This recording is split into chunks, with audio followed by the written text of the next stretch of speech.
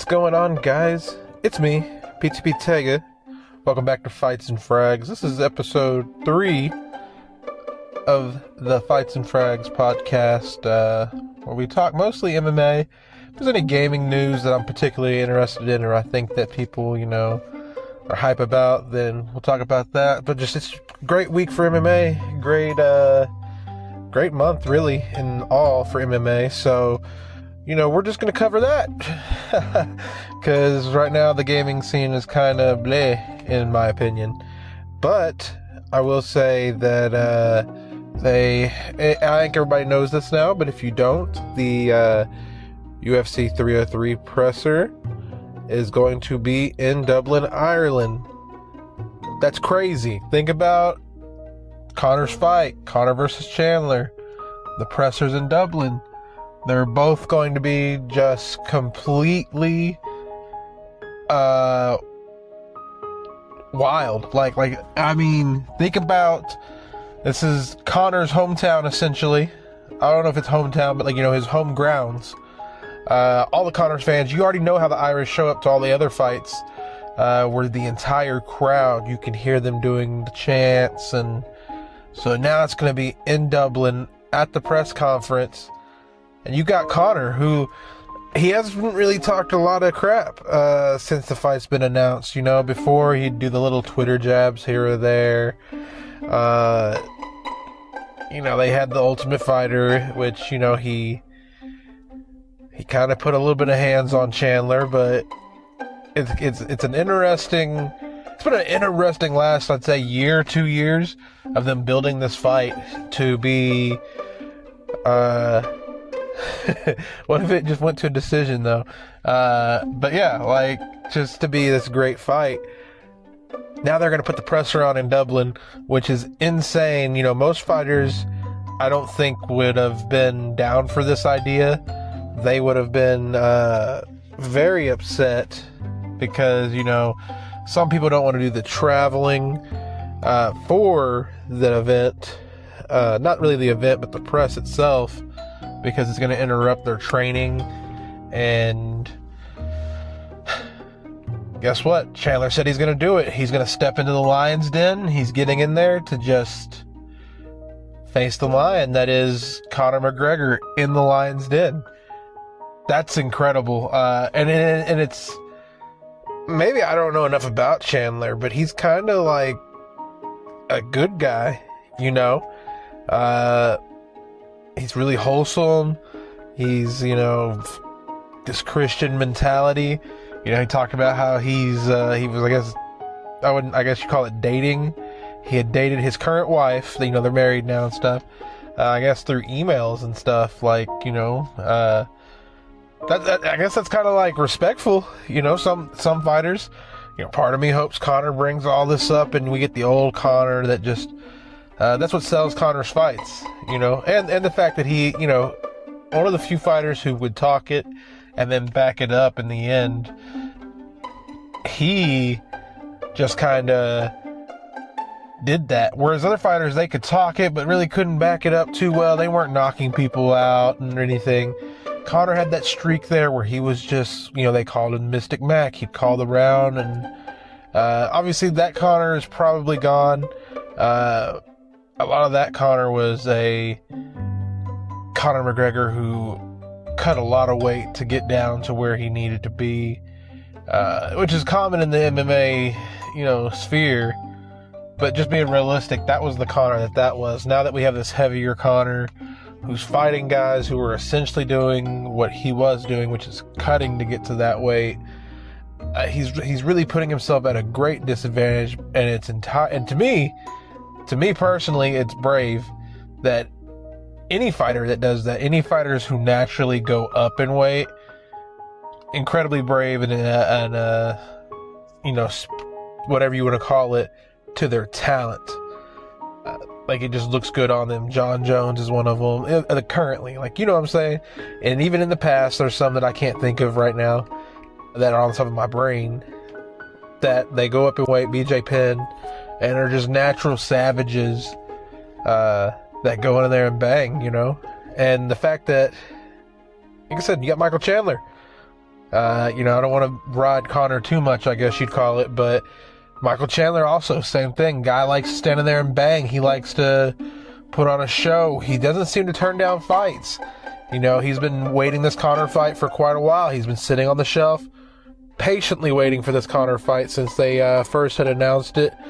And it's here. I mean, officially, not officially, but it's here. And I bet if you're Chandler, you feel real good now that the images have came out of Conor partying.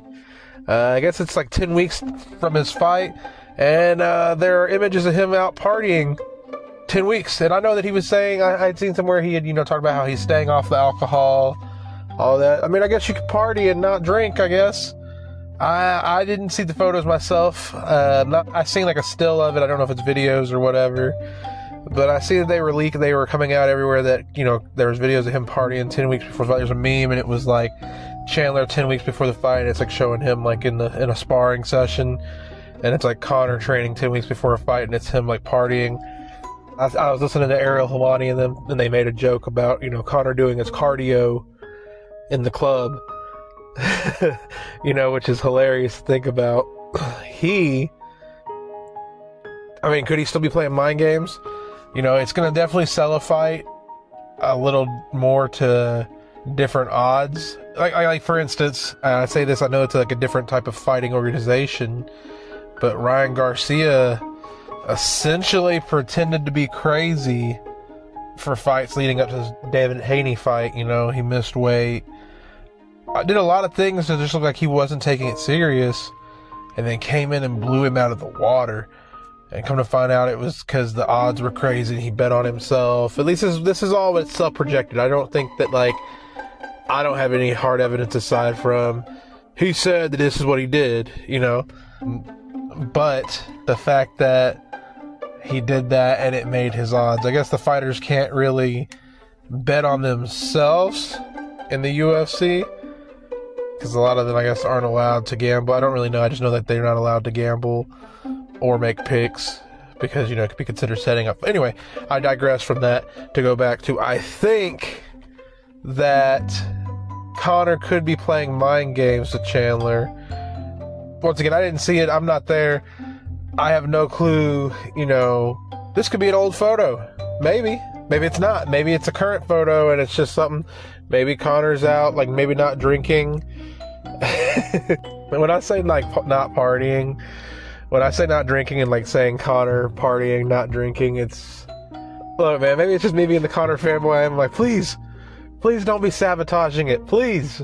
But, maybe he's trying to get Chandler's guard down, but definitely Chandler's going to go into this 100% serious.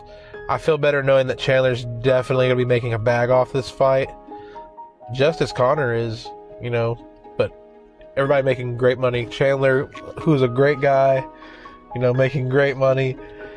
It's gonna be a great fight, man. And the videos of him coming out and partying, him being Conor, doesn't surprise me at all, to be honest with you. I think that we're probably gonna get that Conor who's dealing with demons, but Conor's talking about he's gonna fight, he's got 3 or 4 more fights in him this year. Pretty sure he said he wanted to stay active this year and just kind of bounce back to back. He was talking about wanting to fight the Sphere. I don't see that happening, but it would be nice. We'll see, right? We'll see.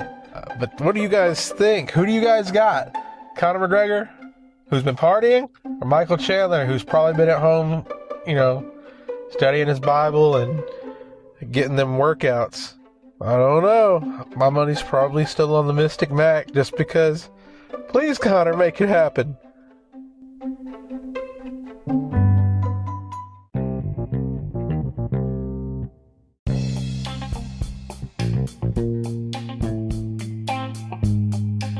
How's this for a fight that you didn't see coming?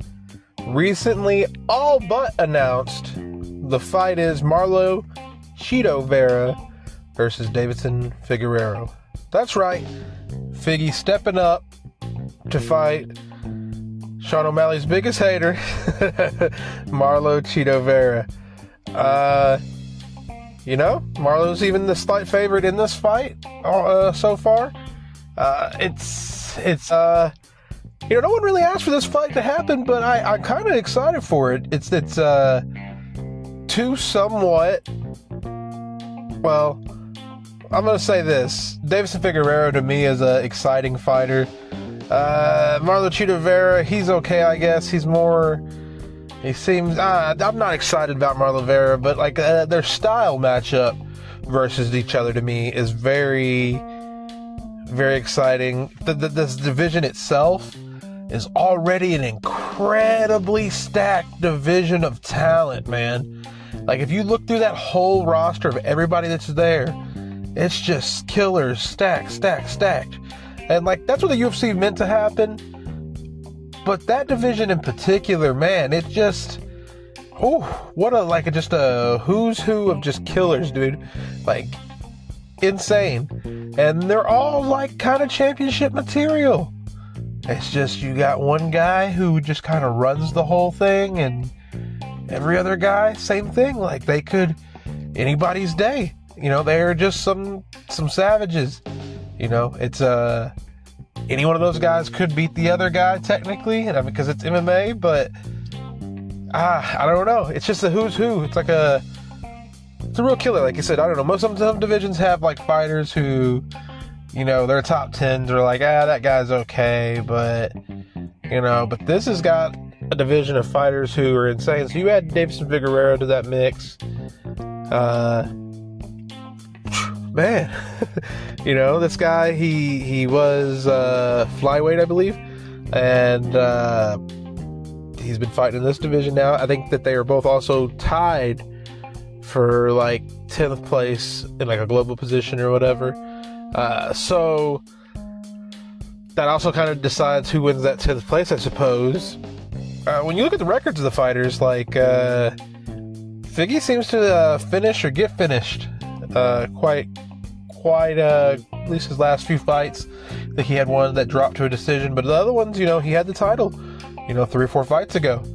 Not insane for him to kind of come up here and just wreck house. You know, he's won his last fight.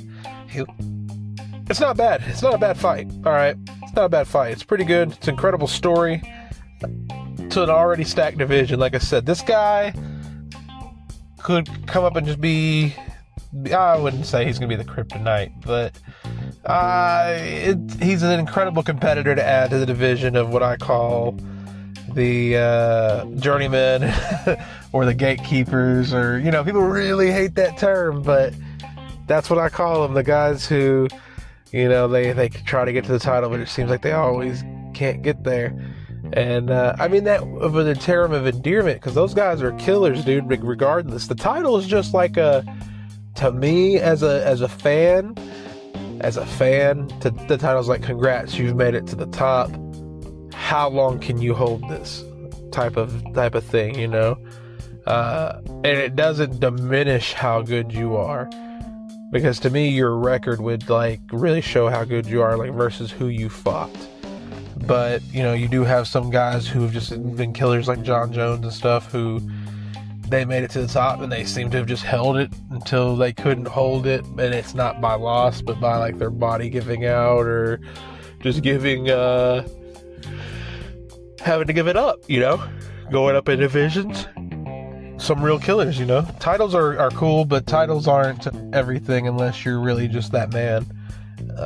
But back to the records, like I said, he has a pretty good like last few fights. Vera, well, you know, we all know he had lost to O'Malley via decision. In my opinion, it was a pretty bad loss. He didn't really look good in that fight.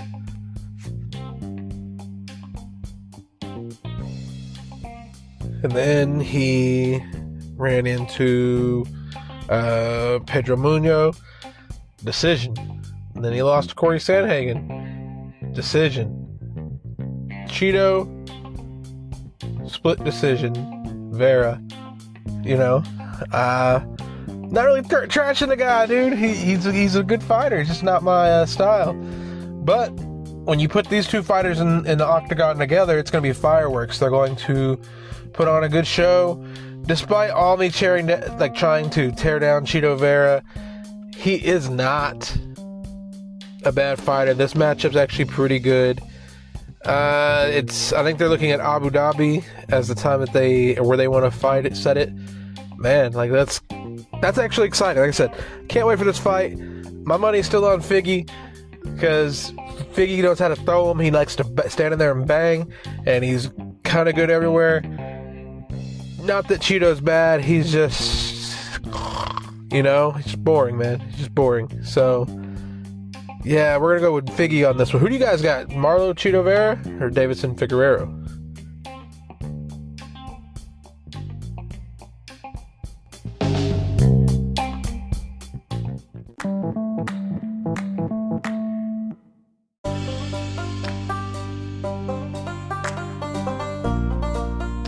Breaking fight news. Maybe not when this podcast itself goes up, but I just seen they announced the man, the myth, the legend, Nick Diaz is returning to the UFC in August. Nick Diaz, who's 26-10, is going to fight Vicente Luque, who's 22-10. It's been announced it's a 5-round welterweight bout at UFC Fight Night August 3rd in Abu Dhabi. This fight was just announced. Dude, that's amazing. I didn't know that this dude was even fighting anymore, so I'm pretty excited for that, dude. That's an amazing fight. That whole card's a pretty good card. You got Corey Sandhagen. He's fighting Umar Nurmagomedov. I don't know why I can't say that when I'm looking at it for some reason. And that fight's good too, Corey being 17-4 and Umar, he's undefeated. Can Corey stop him? Can Corey put that loss on his record? Or is Umar going to just be that same thing with the rest of these Dagestani fighters and just blast through? That's also the same card that, as we explained, Davison Figueroa versus Marlon Cheeto Vera. That's on there. Mackenzie Dern versus Loopy Goddings. And they also announced that there is a fight between Tony Ferguson and Michael Chiesa. So that's in a crazy good arena. A crazy good card. Like I said, that's in Abu Dhabi. So, man, I can't wait for that. Look what you got. You got Diaz coming back to fight. Old Nick Diaz, the man. Who do you guys have, Nick Diaz or Vicente Luque? And don't forget, it's been a little while since Diaz fought. Is ring rust a thing? Is it not? I don't know. I guess you'll have to make that decision.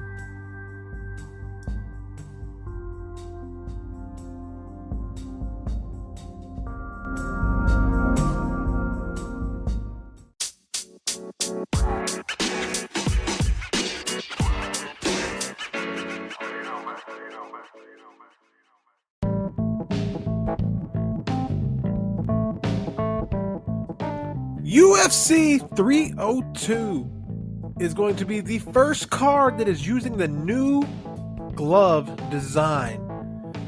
Supposedly supposed to break down eye pokes. It's supposed to, cut down on eye pokes.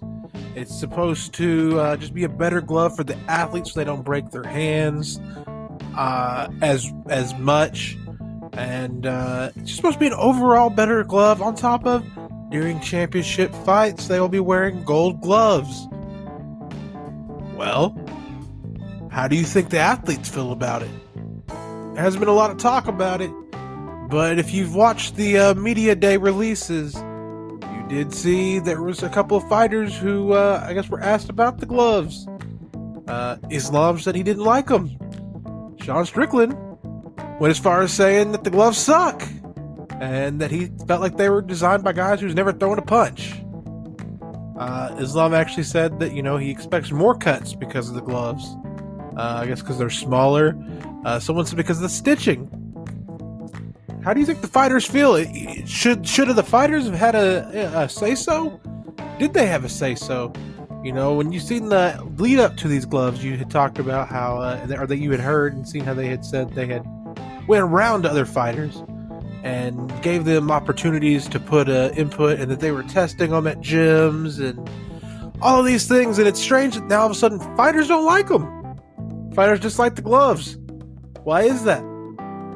Were they not tested enough? Or is this that idea that, some people just don't like change, sometimes, you get used to something, that being like your normal job or something at home, and you just get used to it, and all of a sudden something changes. Now, whether it's for the better or worse, you just don't like it because it's just change in general. You got to do something different. It feels weird. It feels different. One of the reasons that Sean Strickland said that he didn't like the glove is because something about eye pokes, that they said that it would reduce eye pokes, and he said that that's not an issue, that if you don't open your hands, you won't poke people in the eyes. That's what he said. I don't know. He said, it's like getting hit in the head. If you move your head more, you won't get hit in the head. And he's kind of right. If fighters would stop opening their hands while they threw punches, there'd be less eye pokes. It seems almost regular. And I know that sometimes, you reach out and you get your distance, but maybe in order to reduce eye pokes, they should just start penalizing eye pokes more. That seems to be a pretty good solution, but they went the glove route, making it a little bit more difficult, I suppose, to make your hands fully open, to make contact with the eyeball. It'll be interesting. I wonder who will be the first fighter who loses and blames it on the gloves.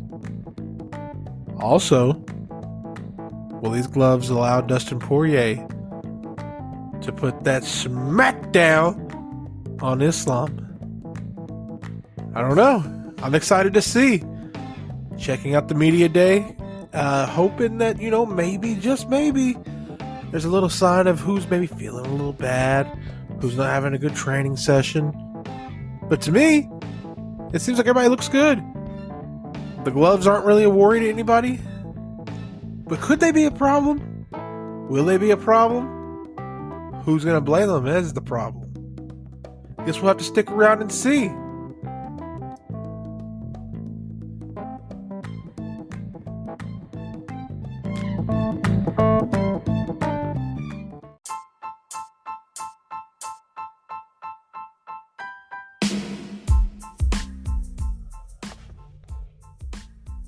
It is Saturday. UFC 302 is today. What an exciting day. What an exciting day. I'd like to have had this bit put up yesterday, but it is okay. I will not, and this will not be edited as well. There's going to be a little bit more maybe background audio in this segment because I'm last minute doing it once again from my car. Before clocking into work. But let me tell you, we got to see the weigh-ins, we got to see the presser, and then we got to see the ceremonial weigh-ins, and they were great. Islam and Dustin, they both weighed in really early, which is amazing. They were both on weight, which was great. You know this if you're a fan. If not, congratulations. Thanks for watching the podcast. That's what I'm here for. There's a little dust up at the presser. Seems like it was just the misunderstanding of Dustin saying, I'm going to knock you out, MFer. And Russians don't like that. They take that word very serious as far as saying, I guess, that like the inbred thing, like they're having sexual relations with their mothers. So like, it was just a misunderstanding. If you watch, I think it's the latest updated fight vlog or whatever you call that on the UFC page, they showed Dustin apologizing to Islam and explaining, what he meant. And Islam was just like, yeah, we don't say that in my country. And, it was just a misunderstanding. They're still going to put on a great show. I'm positive, just as good as, I'm just as positive, let's say, as Dustin is, that Islam is just going to take him down. And Dustin kept telling him, hey, you're going to go for my legs, aren't you? You're going to go for my legs, aren't you? Practically asking him to stand up and bang with him. Saying, why don't you listen to your coaches and box with me. Look, man, I would love to see Dustin knock out Islam. Maybe got a little money on it, But let's just be honest here. Islam's probably going to wrestle him, hold him down, submit him by round 2. But I'm excited to see it. Dustin can go either way. Can he finish his story? Can he capture that undisputed belt to put that, big dot on the end of his career, and then he could do whatever. I mean, he can still do whatever. I don't think he needs it personally, but he can, I guess. It'd be nice, I would say. I don't think he needs it though to solidify his career as one of the baddest in the division in the UFC, honestly. So we'll see how that plays out. I love this fight. I cannot wait. I am so excited for this fight tonight. And then just a random little thing. Strickland and Costa both weigh in. Strickland also was one of the earliest to weigh in. Looked really healthy. He didn't look sick. He didn't look really emaciated or anything. He kind of just, he looked normal. He acted normal. Costa weighed in a little later. However, who knows? Like, I see Costa when I seen him weigh in. But, of course, you're going to be really dehydrated and sucked in. He looked pretty rough. He was still able, to flex and everything. But I've seen a lot of, in his face, it seemed like muscle cramps. But once again, they've rehydrated. They're back up to weight today. They did that yesterday morning, so they've had a little over 24 hours to rehydrate. Alrighty. So here are my picks for the main card. You have Randy Brown versus Elizeu Zielinski dos Santos. I'm going to go with Randy Brown on that one. Got Nico Price versus Alex Moreno. Look, man, Alex Moreno's the man. Alex is going to drop him. Alex is by whatever decision he wants. You got Kevin Holland versus Michael, and I can't say his last name. I'm about to go with my boy Kevin Holland because he's from Texas. You know what I'm saying? We got to stick together. Sean Strickland versus Paulo Costa. I think Sean Strickland's going to outlast Paulo Costa. I don't think Paulo Costa is going to be slick enough to catch him. I think that this is going to go to a decision. I'd like it to go to a bang out. But I think both of these fighters, they're going to come out and they're going to go to swinging. I take back what I said. I don't think it's going to go to a decision, but I think that Sean Strickland's going to catch a gassed Paulo Costa. Not an early Paulo Costa, not a full of energy Paulo Costa. This is going to be like a late third, fourth, fifth round exhausted Paulo Costa, and Sean Strickland's going to catch him. And Paulo Costa's going to have a problem picking apart that Philly shell style defense. And then we have the main event for the lightweight title. Islam Makhachev versus Dustin the Diamond Poirier.